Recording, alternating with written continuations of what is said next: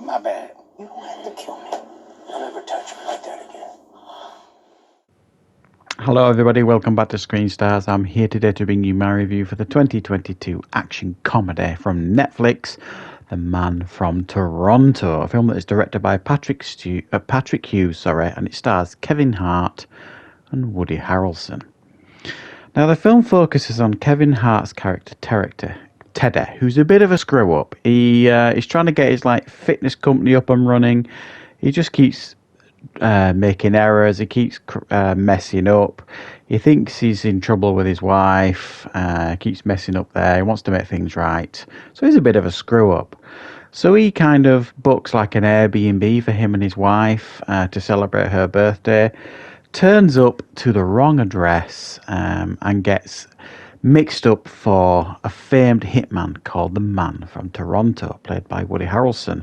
He then gets drawn in by the government to some huge escapade where he has to continue to pretend to be the Man from Toronto in order to assist the FBI.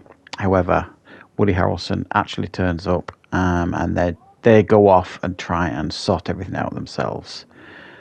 Right, what are my thoughts on the film? Well, I was trying very hard then not to talk about the plot, thankfully, because the plot is absolutely, by far and away, the worst thing about this film. It's from the same guy, the same director, Patrick Hughes, that brought us The Hitman's Bodyguard and The Hitman's Wife's Bodyguard, which I didn't realise when I was watching it. It's only afterwards and I think when I realised that. But I remember thinking as I was watching this reminds me very much of The Hitman's Bodyguard. And it's like a cross between Central Intelligence, the film that Kevin Hart did with Dwayne Johnson, and The Hitman's Bodyguard. It's like a hybrid of those two films in a lot of ways. So if you like those two movies, or certainly the two Hitman's Bodyguard movies, the sequel as well, then you're probably going to have a reasonable, decent time with this film. The problem with this film, and certainly the Hitman's Bodyguard films, the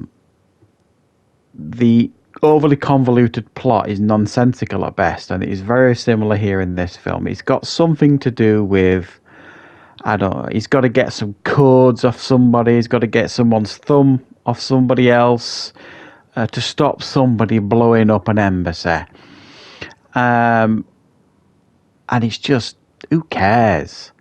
Really, who cares? It's almost like they feel like they have to shove this plot in there. They have to shove this thing in there to kind of raise the stakes. And to be honest, if you'd have taken that out, it would have still worked. It's just a really formulaic, vomited out action script that has been written by a 10-year-old. So don't go into this film thinking it's intelligently written, because it absolutely is not. It's nonsensical at best.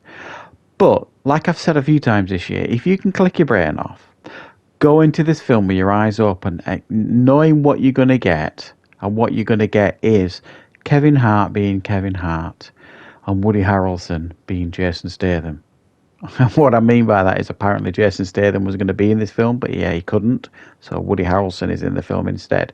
And to be honest, the guy's ageless. He actually does a pretty good job here, and they've got decent chemistry, the pair of them. But, you've got the hitman, Woody Harrelson. You've got the everyman in Kevin Hart, who's obviously the comedy. He's the real comedy here in the film, and it's Kevin Hart. If you like Kevin Hart and you like his style of comedy, then you're probably going to enjoy aspects of this film. Just be aware of what you're getting here with this film.